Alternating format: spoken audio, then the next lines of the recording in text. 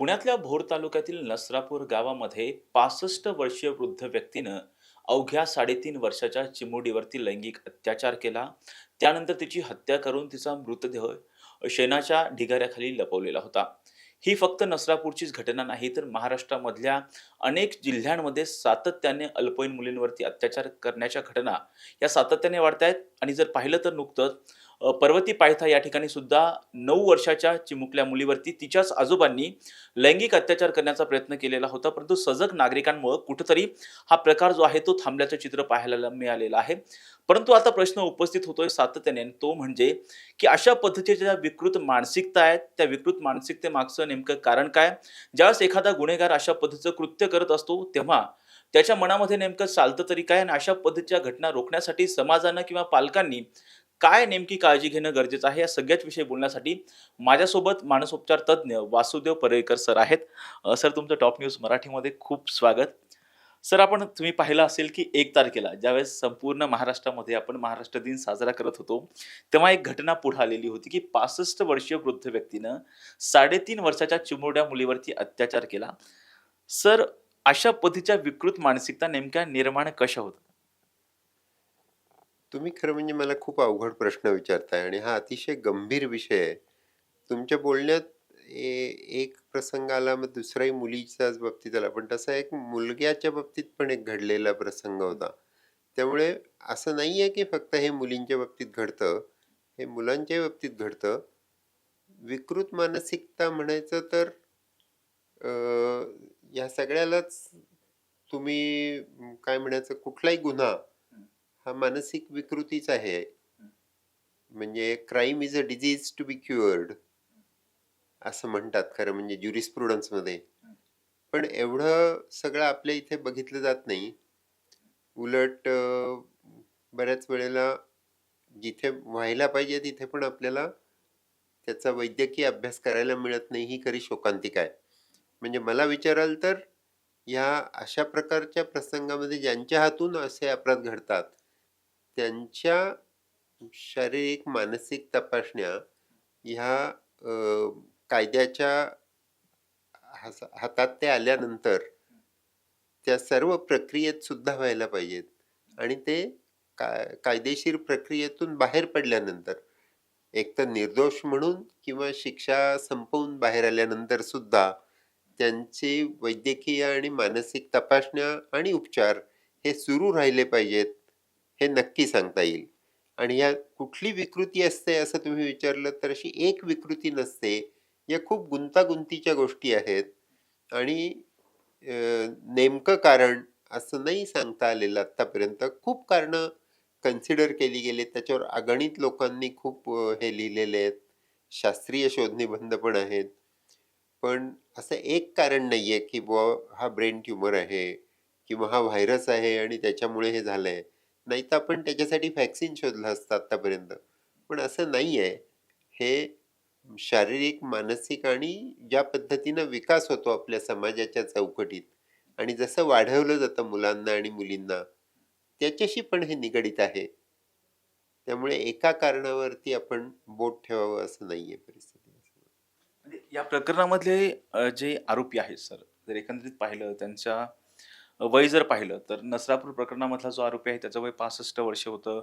परत ते पायथा परिसरामध्ये जो प्रकार झाला त्या व्यक्तीचं वय 55 वर्ष होतं. म्हणजे असं म्हणायचंय की अशा पद्धतीच्या मानसिकता नेमक्या तयार होण्यामागचं कारण काय असतं? किंवा सामाजिक घटक जे आहेत ते यामागे काही कारणीभूत असतात का? आपण अनेक काही कारणांचं जमेल तेवढं हे करू, उहापोह करू इथे. हं. फॉरेन्सिक सायकॉलॉजी, सायकियाट्री हे वेगळी क्षेत्र आहेत. त्यातले वेगळे तज्ञ आहेत परत, किंवा सेक्सॉलॉजिस्ट वेगळे आहेत. जे लैंगिकतेचा अभ्यास करतात, जे सदोष व्यक्तिमत्त्वांचा अभ्यास करतात, असे स्पेशालिस्ट वेगळे आहेत. माझं म्हणणं असं आहे, की मी जे म्हणतोय ते अ, अंतिम आहे असंच धरू नका. मला जे ठाऊक आहेत, आठवतायत, सापडतात ते मी तुम्हाला सांगतो. त्यामुळे वय झाल्यानंतर मेंदूच्या पेशी कमी होतात. बुद्धीचा ताबा शरीरावरचा कमी होतो.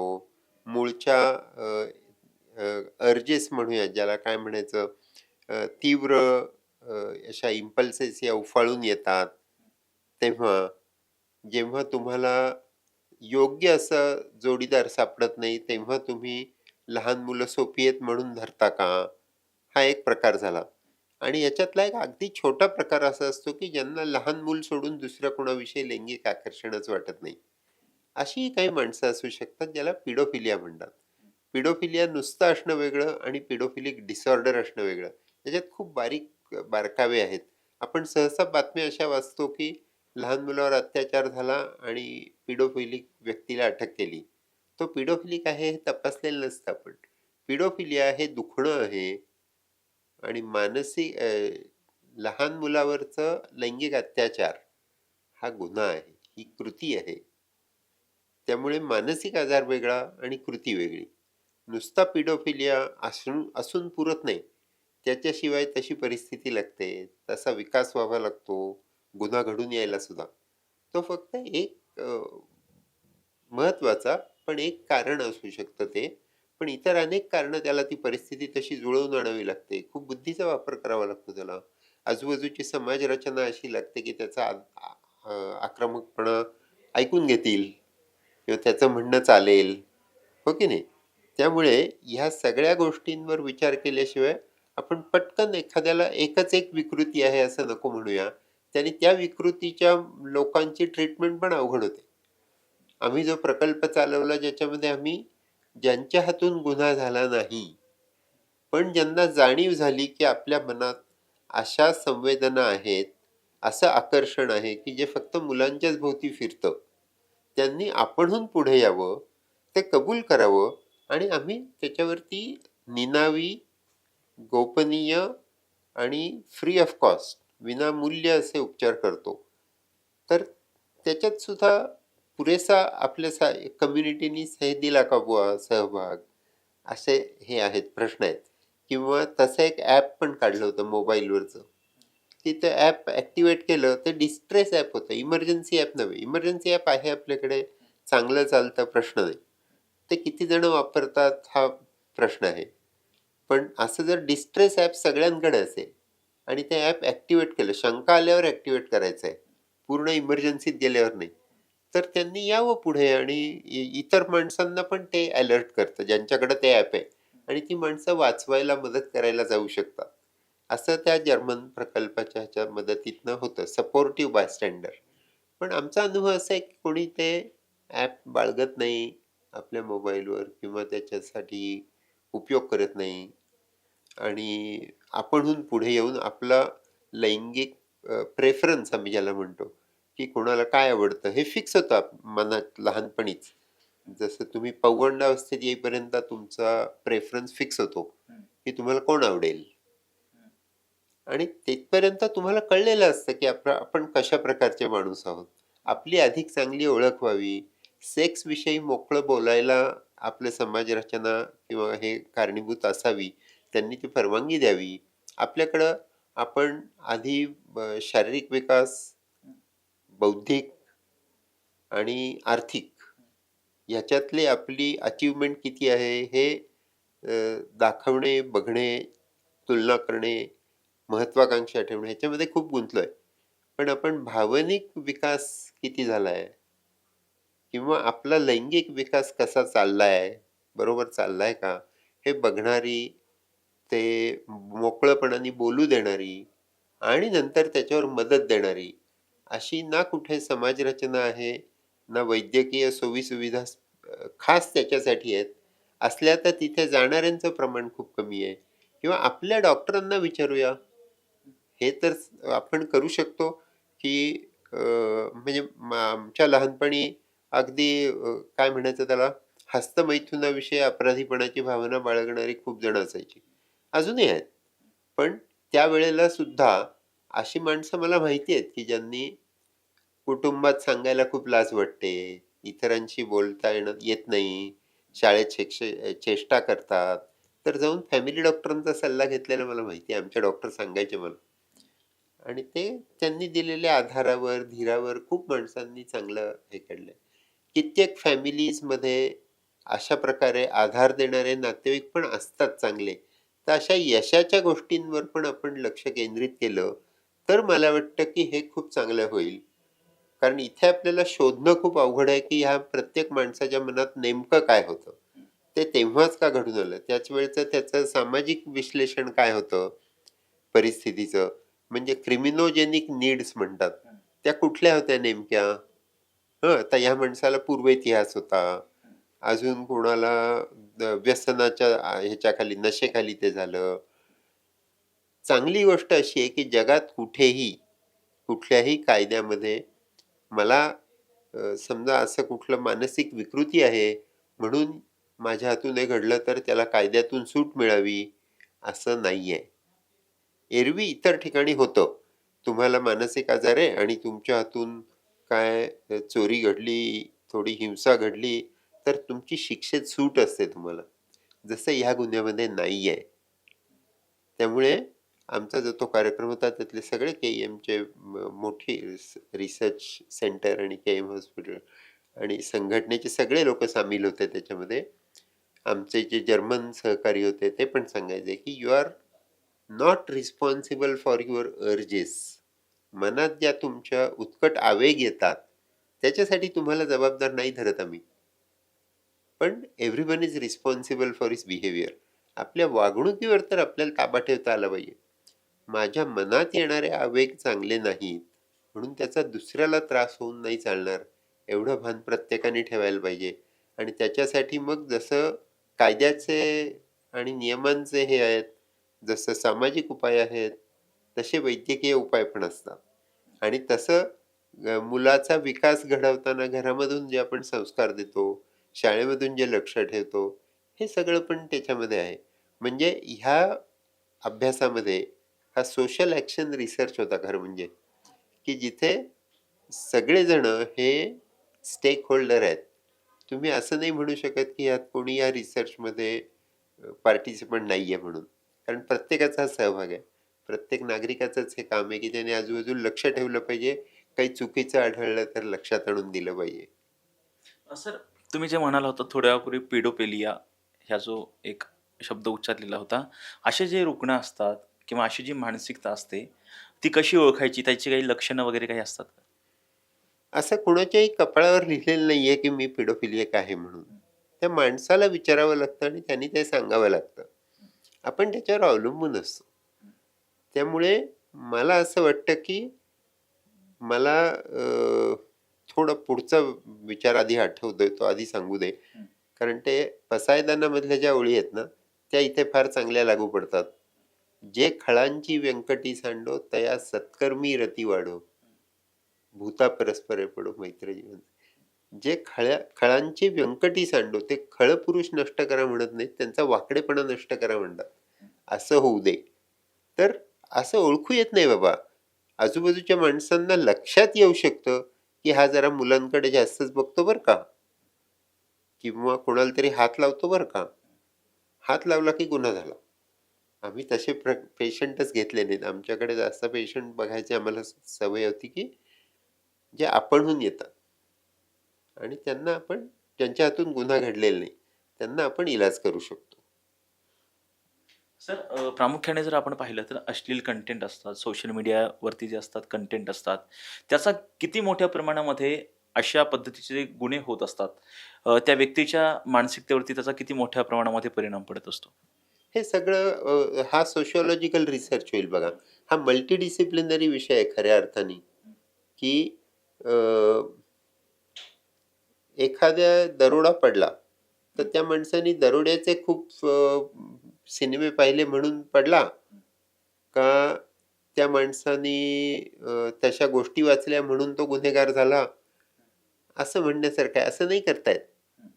एखादा माणूस खूप असे दरोड्याचे हे बघून पोलीस होईल, हो की नाही? उद्या मी जर असं काहीतरी अ, क्रांतिकारक विधान केलं, की इतर फिल्मला जसं सेन्सॉर बोर्ड आहे, तसं पोर्नोग्राफिक कंटेंटला सुद्धा जर समजा सेन्सॉर बोर्ड काढलं आपण आपल्या समाजाने, तर चांगलं होईल का? नाही का?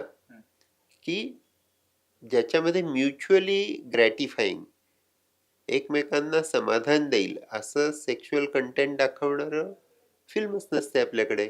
असं झोया अख्तर मॅडमनी पण म्हटलेलं आहे.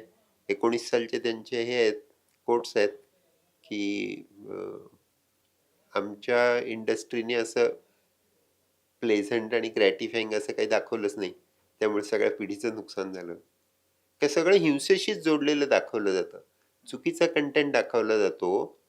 तो काढण्यासाठी तुम्ही कल्पना करा, की समजा पोर्नोग्राफिक फिल्म्सच सेन्सॉर बोर्डातनं गेल्या आणि पास झाल्या, की हो ही हे पोर्न कंटेंट आहे. ही गरज आहे कारण आमची सगळी मुलं तेच बघतात. हा विचार विचार म्हणून आहे. हा चर्चेसाठी आहे. मी काय असा वादासाठी वाद नाही निर्माण करायचा मला किंवा आपल्याकडे एडिट करू शकतो आपण. पण हे महत्वाचं आहे खूप, की हे हेल्दी आहे का? सगळी जण वापरतायत. स्टॅटिस्टिकली तरी हे हेल्दी म्हणायला लागेल. नॉर्मल हेल्दी नसेल तरी नॉर्मल म्हणायला लागेल. आमची मुलं शिकतात कुठून सेक्सबद्दल? अमेरिकन एका रिसर्चरचा पेपर आहे. फॅन्टसिया नावाच्या मॅडम आहेत. त्यांचा रिसर्च आहे. 10-12 वर्षापूर्वीचा जुना असेल. त्यांनी 18 वर्षाच्या पुढच्या 18 ते 25 वयोगटातल्या काही अमेरिकन स्त्रियांच्या मुलाखती घेतल्या आणि त्यांना विचारलं, की तुमचा पहिला लैंगिकतेचा अनुभव कसा होता? तर त्या म्हणाल्या, त्यातल्या 99% जणींनी सांगितलं, की आम्हाला अधिक चांगली जर आधी माहिती मिळाली असती, तर जसा घेतला पहिला अनुभव तसा आम्ही नसता घेतला. ही अमेरिकेतली परिस्थिती आहे, नॉर्थ अमेरिकेतली. याचं कारण काय? की त्या म्हणाल्या, की आम्हाला शाळेत सेक्स एज्युकेशन होतं, पण त्याच्यात फक्त एनाटॉमी, फिजिओलॉजी शिकवतात हो. रिलेशनशिपबद्दल कोणीच बोलत नाही. रिलेशनशिप विषयी बोलायचं झालं, तर ते शिकवायला पाहिजे. म्हणजे मग हे सिग्नल आधी ओळखता येणं किंवा क्रॉस कोणी करतंय म्हटल्याबरोबर थांबवता येणं. एखाद्याला नाही थांबवता येत आहे म्हटलं तर स्वतःचं रक्षण कसं करायचं? मग मोबाईलवर तुमच्या काहीतरी सुविधा असेल का? तुमच्याकडे जर इंटरनेट आणि मोबाईलमुळे हे गुन्हे होतात असं तुम्ही म्हणता, तर तीच टेक्नॉलॉजी वापरून तुम्ही ते थांबवू पण शकता. त्याच्यासाठी पुरेसा हे लावला पाहिजे, काय बुद्धिबळ लावलं पाहिजे आणि तंत्रबळ लावलं पाहिजे, असं मला मनापासून वाटतं. सर व्यसनाधीनता असेल किंवा एकटेपणा असेल अ, यामुळे सुद्धा अशा पद्धतीचे गुन्हे वगैरे काही घडत असतात का? 100% ही सगळी कारणं हे रिस्क फॅक्टर आहेत. फोन बघणं हा सुद्धा रिस्क फॅक्टर आहे. तोच कंटेंट सारखा तुम्ही कंझ्युम करत राहिलात, तर तुमचं इन्हिबिशन कमी होत जातात. असे सायकॉलॉजीतले रिसर्च आहेत. तुम्ही मनातल्या मनात सुद्धा कल्पना दुसऱ्याची करू नये. त्याला प्रज्ञापराध म्हणतात. असं आमच्या के-एम हॉस्पिटलच्या ज्या डॉक्टर नेने आहेत त्या म्हणतात. हां, की अशी कल्पना सुद्धा तुम्ही दुसऱ्याची करू नये. पण आपल्या इथे मला सांगा, की समजा नवरा-बायकोंना दोघांनाही त्यांनी काय सिनेमा बघितला, घरी आले, त्यांना दोघांनाही स्वप्न पडली आणि स्वप्नात हिरो किंवा हिरोईन आले ज्याच्या त्याच्या. तर दुसऱ्या दिवशी आपण सांगत पण नाही एकमेकाला. म्हणजे आपण मनातून हे मान्य करतो, की तुमचे आवेग काहीही असू शकतात. तुम्ही वागताना ताबा ठेवून वागा, चौकट सांभाळून राहा. हा एवढा विवेकाचं जे वागणं आहे, ते येण्यासाठी आपल्याकडे खूप मेकॅनिझम्स हवीत आणि तिथनं बाहेर जाणाऱ्याला थांबवता आलं पाहिजे. सर असे गुन्हे करणारे जे आरोपी असतात, त्यांना पश्चात्तापाची त्यांची मानसिकता नसते. म्हणजे त्याला अशा मी गुन्हा केलाय, त्या बाबतीमध्ये त्यांना पश्चात्ताप वाटत नाही. कारण आत्ताच्या प्रकरणामध्ये सुद्धा आपण पाहिलं. हे यामागे काय कारण असतं? खरं सांगायचं तर माझा त्याचा अभ्यास नाही. कारण आम्ही गुन्हेगार पाहिले नाहीत. हं, बरं ना. आम्ही ज्यांच्या हातून गुन्हा घडला नाही आणि ज्यांना वाटत होतं आपण की हे आपल्या हातून होऊ नये, हं, त्यांचे आम्ही उपचार करू शकतो. हं. पण गुन्हेगारांच्या अभ्यासासाठी वेगळ्या शाखा आहेत. फॉरेन्सिक सायकॉलॉजिस्ट आहेत, सायकियाट्रिस्ट आहेत किंवा पोलीस डिपार्टमेंटमधले विशेष लोक आहेत. तुम्ही माइंड हंटर्स नावाची वेब सिरीज पाहिली आहे का? त्याच्यामधनं ते दाखवतात की FBI ला आधी स्टेटस नव्हतं. तर FBI ला स्टेटस कधी आलं? तर जेव्हा त्यांनी अशा प्रकारचे गुन्हे सोडवून दाखवले मानसिकतेचा उपयोग करून गुन्हेगारांच्या, तेव्हा त्यांना स्टेटस आलं. तर त्यांची मानसिकता ही खूप वेगळी गोष्ट आहे. बहुतेकांच्या ह्याच्यामध्ये ते स्वतः लहानपणी व्हिक्टिमाइज झालेले असणं, लहानपणी खूप अन्याय झालेला असणं, डिप्रायव्हेशन असणं, अशा गोष्टी निघतात. पण ह्या गोष्टींचा मग अ, काय म्हणूया त्याला, बचावाचा बचावाची साधनं म्हणून उपयोग करतील का लोकं? इकडे तुम्ही नाही आम्हाला सूट देत. शिक्षेत सूट मिळत नाही आजार आहे म्हटल्यावर. मग परिस्थितीमुळे सूट मिळेल का मला? असं होईल सुरू. बरोबर ना? त्यामुळे अशा पद्धतीने मी नाही तज्ञ त्यातला. सर म्हणजे मुलांना गुड टच, बॅड टचचं एज्युकेशन देणं आजच्या काळामध्ये किती गरजेचं वाटतं हे सगळं? हे बेसिक आहे. हे सगळ्यांना असलं पाहिजे.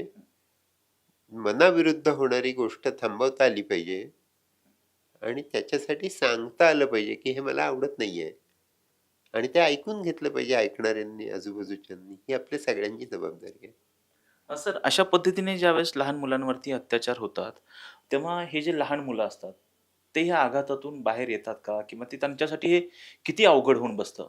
हा प्रश्न तुम्ही मला आवडणारा प्रश्न विचारलात, की ह्याचा अभ्यास व्हायला पाहिजे. असा अभ्यास खूप आहे, की ज्यांच्यावर अत्याचार होतो त्यांच्यावर काय-काय परिणाम होतात. अत्याचारातून बरेच होणाऱ्यांना पुढे यायला अपील करणं आणि आम्ही कशी रिकव्हरी केली, आम्हाला पुन्हा लैंगिक आकर्षणाचा अनुभव येऊ शकला, इथपर्यंत आम्ही बरे झालो, आम्ही लग्न करून सुखी पण झालो, इथपर्यंत माणुसकीवर विश्वास ठेवायला शिकणं, लैंगिकतेवर विश्वास ठेवायला शिकणं, हे सगळे जे हरवलेले मुद्दे होते त्या आघातामुळे, ते मी परत मिळवू शकलो किंवा शकले, असं म्हणण्या इथपर्यंत जेव्हा ती व्यक्ती सुधारेल, तेव्हा म्हणता येईल की ते बरे झाले. आणि हे बरे कसे होतात? हे बरे होण्याचे वेगळे-वेगळे मार्ग आहेत. त्यांचा अभ्यास केला पाहिजे. ह्याला एक्सप्लेनेटरी मॉडेल्स ऑफ रिकव्हरी असं म्हणूया. माझा अभ्यास एक्सप्लेनेटरी मॉडेल्स ऑफ इलनेस या विषयावर आहे. तो फटीग विकनेसमध्ये होता. वैद्यकीय कारणाशिवाय येणारा थकवा अशक्त म्हणून. ज्याचं एक कारण म्हणून पूर्वी लोकं हस्तमैथून म्हणा किंवा लैंगिक संबंधांचा अनुभव म्हणा असं म्हणायचे.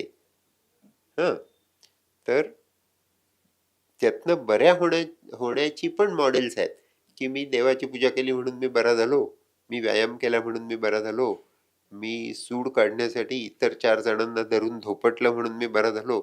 मी पोलीस ऑफिसर व्हायचं स्वप्न बाळगलं आणि ते झालो आणि मी शिक्षा केली आणि मी बरा झालो. मी एन-जी-ओ काढली आणि अशा लोकांना होऊ नये पुढे म्हणून केलं, त्यातनं मी बरा झालो.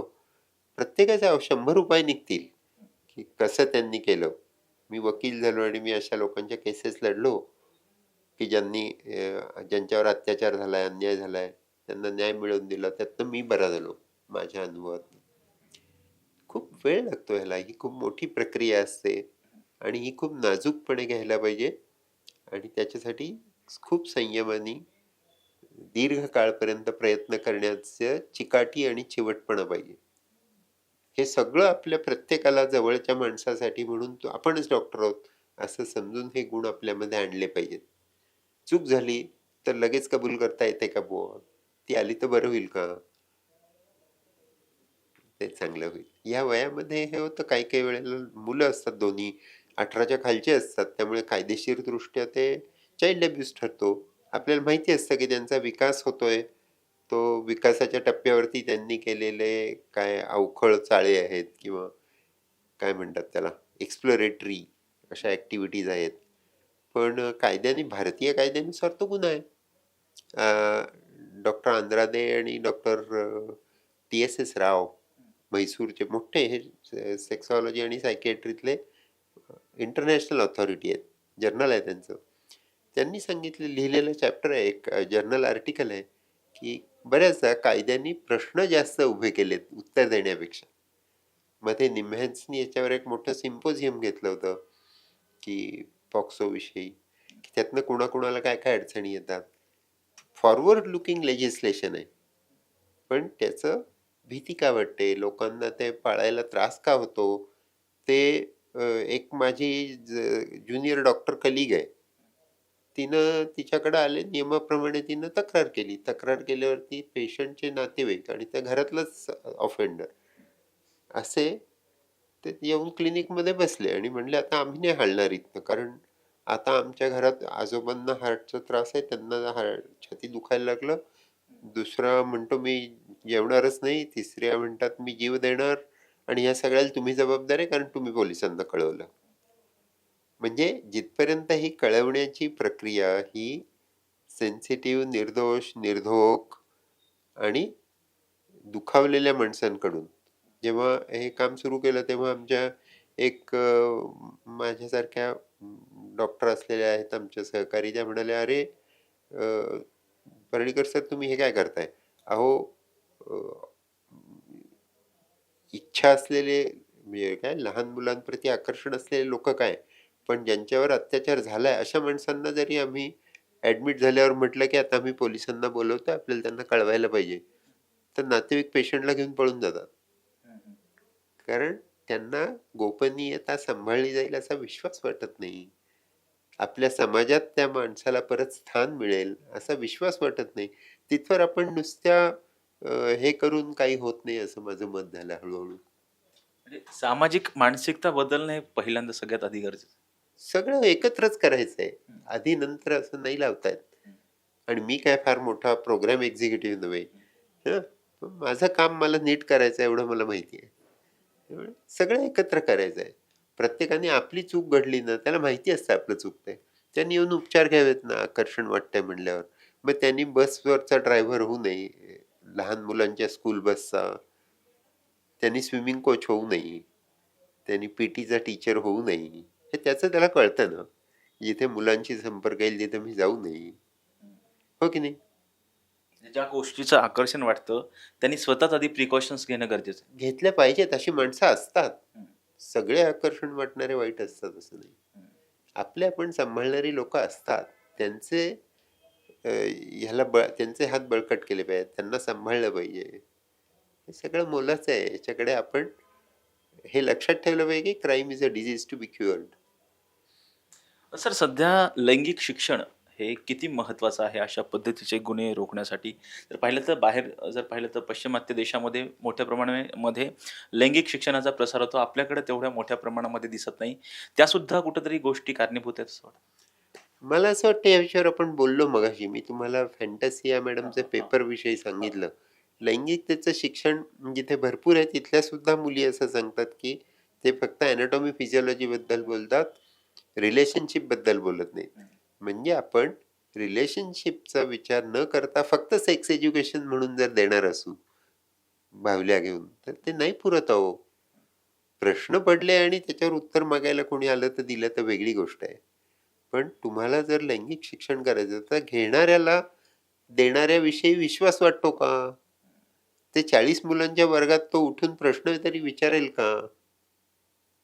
हा एक प्रश्न. किंवा दुसऱ्या बाजूनी विचार करा, की मग ते शिकवायला आलेत त्यांचीच चेष्टा करूया आणि 40 जणांचा क्लास आहे, चालू आहे शिक्षण, लैंगिक शिक्षण, तर सगळेच उठून मुद्दामच अश्लील प्रश्न विचारतायत आणि त्या टीचरलाच हुट आउट करतायत. ही पण शक्यता लक्षात घ्या. तुम्ही वेगळ्या एरियामध्ये प्रवेश करताय. लैंगिकता ह्याच्यामध्ये खूप इमोशनॅलिटी जोडलेली आहे आणि त्याच्यासाठी युद्ध होतात. त्याच्यासाठी लोकं कायदा मोडायला मागे-पुढे पाहत नाहीत. त्यामुळे हे खूप महत्त्वाची गोष्ट आहे. ज्याच्याकडून घ्यावंसं वाटतं शिक्षण, असा विश्वास वाटतो का तुम्हाला? हे त्या घेणाऱ्याची पण जबाबदारी. त्याला विचारलं पाहिजे, "तुला हे शिक्षण हवं का? तुला कुणाकडून हवं? तुला काही शंका आल्या का?" हे सगळं. इतकं वैयक्तिकीकरण त्याचं करणं, हे कसं करणार? तर ते ज्याला घ्यायचंय त्याचा विश्वास आहे का नाही हे बघितल्याशिवाय नाही होणार. विश्वासाशिवाय आणि मैत्रीशिवाय तुम्ही लैंगिक शिक्षण करू शकत नाही, असं मला वाटतं. सर अगदी शेवटचा प्रश्न. सर अशा पद्धतीला ज्या कोणाला अशा पद्धतीच्या लैंगिक भावना येतात किंवा पर्टिक्युलर एखाद्या व्यक्तीबद्दल आकर्षण आहे. ती लहान मुलं असतील, पर्टिक्युलर एज ग्रुपमध्ये असतील, महिला असतील. अ, अशा ज्या विकृती असतात किंवा विकृती म्हणण्यापेक्षा अशी जी लोकं असतात, त्यांना तुम्ही एक मानसोपचार तज्ञ म्हणून काय संदेश द्याल? आणि ज्या चिमुकल्या मुलींवरती किंवा अल्पवयीन मुलींवरती अत्याचार होतो आणि त्यांना समाजामध्ये बघण्याचा जो दृष्टिकोन असतो, त्यासाठी तुम्ही एक त्यांच्या कुटुंबीयांना किंवा समाजाला काय संदेश द्याल? माझं म्हणणं पहिलं असं आहे, की कायद्याचा कोर्स जिथे चालू आहे तिथे आपण तोंड उघडू नये. कायद्याला त्याचा कोर्स करू द्यावा पुरा. ते आपल्याला बोलायला सोपं आहे, की कायद्यात असा बदल हवा, तसा बदल हवा. मी आता तुम्हाला माझ्या डॉक्टर मैत्रिणीची गोष्ट सांगितली, की त्या नातेवाईकांनी येऊन तिच्या दवाखान्यात तळ ठोकला. डॉक्टरला खूप त्रास झाला. दुसऱ्या अशा काउन्सिलरच्या गोष्टी मी ऐकतो, की ज्यांनी रिपोर्ट केलं नाही, नंतर लक्षात आलं, मग त्यांनाच उचलून कस्टडीत टाकलं. मग डॉक्टर म्हणतात, "नकोच आम्हाला. आम्ही हे पेशंटच घेत नाही किंवा आम्ही हे घडलं असं तो पेशंटच म्हणत नाही." असं होतं. तर मग ही जबाबदारी नक्की कोणाची? हे तुम्ही नंतर किती चांगलं हाताळता आणि विश्वास देता, त्याच्यावर अवलंबून आहे, की किती लोकं सांगतील. आपण परत तिथेच आलो. तुमचा प्रश्न काहीतरी वेगळा होता, असं मला सर, अशा आठवतंय. पद्धतीचे जे आकर्षण असणारे व्यक्ती असतात, त्यांना एक मानसोपचार तज्ञ म्हणून तुम्ही काय सांगाल, की त्यांनी अशा पद्धतीचा ते लवकरात लवकर उपचार घेतले पाहिजे असं? ते आपण बोललो, की you are not responsible for your urges. तो आमचा कोलॅबोरेटर जो होता क्लाउस बायर म्हणून, की तुम्ही तुमच्या आवेगांसाठी तुम्हाला कोणी जबाबदार धरत नाहीये. पण तुमच्या वागण्यासाठी तुम्हीच जबाबदार आहात हे विसरू नका. मला दारू प्यायची इच्छा होतीच आहे. तुझ्या इच्छेसाठी नाही मी तुला शिक्षा करत आहे. पण दारू पिऊन तू जर दुसऱ्याला अपाय करशील, तर त्याला शिक्षेतनं सूट मिळणार नाहीये. आणि अशा ज्या व्यक्ती आहेत त्यांनी मानसोपचार तज्ञांकडून येऊन उपचार घेणं असं गरजेचं आहे असं वाटतं? परत तुम्हाला एक चांगलं उदाहरण सांगतो. हं. म्हणजे ह्याच्याविषयी स्टिग्मा किंवा वाईटपणा किती आहे म्हणतात ते बघा. समजा एखादा हे संवादात्मक खरं व्हायला पाहिजे. इथं असं मीच बोलतोय आणि तुम्ही नुसते प्रश्न विचारताय. असं बरोबर नाही. म्हणजे मला तुम्ही पिंजऱ्यातच उभं केल्यासारखं वाटतंय. असं नाही पाहिजे. तर आता मला सांगा, एखादा माणूस आहे, तुम्ही त्याच्याकडे गेले निमंत्रण द्यायला, की "अरे, आपल्या कॉलनीत पार्टी आहे बरं का. शनिवारी संध्याकाळी बार्बेक्यू आहे, तर तू पण ये." अ, बा बाटल्या वगैरे सगळं आणून ठेवलंय आणि पार्टीला तू पण ये. तो जर म्हटला, "थँक्स मला बोलवलंत तुम्ही, पण मी AA मेंबर आहे, अल्कोहोलिक अनोनिमस, त्यामुळे मी काही पार्टीला येणार नाही." तर तुम्हाला त्या माणसाविषयी काय वाटेल? द्या उत्तर मला. नाही, आदरच वाटेल ना म्हणजे. आदरच वाटेल ना? हं, ते म्हणले बरं का आदरच वाटेल. माईक लांब धरून बोलले. हं. आता दुसरं उदाहरण घ्या. तुम्ही मला बोलवायला आले. मी जरा गावात जाऊन येतो. जरा 4 तास माझी मुलं सांभाळणं. हं. मला 4 तास तरी लागतील जाऊन यायला. मी 2 छोटी मुलं तुझ्याकडे ठेवतो. तुम्ही म्हणाल, "थँक्स माझ्यावर एवढा विश्वास दाखवल्याबद्दल. पण मी व्हर्चुअस पेडोफाईल या संघटनेचा मेंबर आहे किंवा असा मी पेडोफाईल आहे, की ज्याला आकर्षण आहे, पण तो त्या वाटेला जात नाही." तर तुम्हाला माझ्याविषयी काय वाटेल?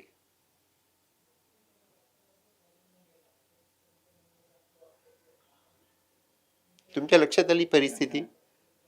मी नम्रपणे नाकारलं, मी नाही काळजी घेऊ शकत. कारण मी लहान मुलांविषयी आकर्षण असणारा माणूस आहे. हं. पण जो व्हर्च्युअस मी गुणी आहे, मी त्यांच्यात जात नाही त्या वाटेला. माझ्या हातनं काही होणार नाही याविषयी मी सजग आहे. तर तुम्ही काय कराल? आणि तुम्हाला माझ्याविषयी काय वाटेल? तुम्ही माझ्याकडे मुलांना ठेवाल? नाही ठेवणार. नाही. तुम्ही सोसायटीला सांगाल, की ह्याला आपल्या सोसायटीत नको, ह्याला काढून द्या दुसरीकडे. तुम्ही कुठेही काही घडलं तर पोलिसांना सांगाल हा सस्पेक्ट आहे म्हणून. तर मी चांगला आहे हे सांगितलं तरी तुम्ही मला शिक्षा द्याल. लक्षात येत आहे तुमच्या? हं, हं. ह्या 2-3 सारख्या गोष्टी नाहीत. तुलना करण्यासारख्या गोष्टी नाहीत. कारण लहान मुलावरती झालेला अत्याचार हा वाईटच आहे. कारण त्याची सिस्टीम ही फिजिकली, फिजिओलॉजिकली, एनाटॉमिकली, सायकॉलॉजिकली, सोशली तयार नसते लैंगिक अनुभवासाठी.